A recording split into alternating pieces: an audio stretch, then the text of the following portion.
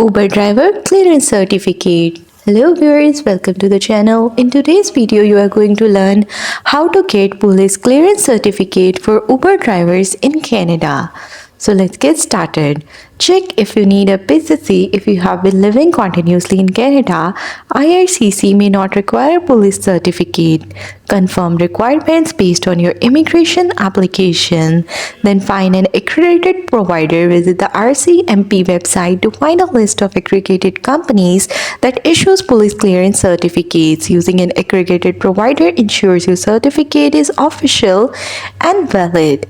Then gather required documents, identification documents, for example, passport, driver's license, any forms required by RCMP or the accredited company.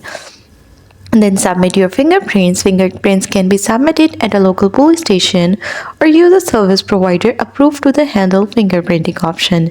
You can receive your police clearance certificate once the process is complete, which can be submitted to IRCC for your Canada PR application.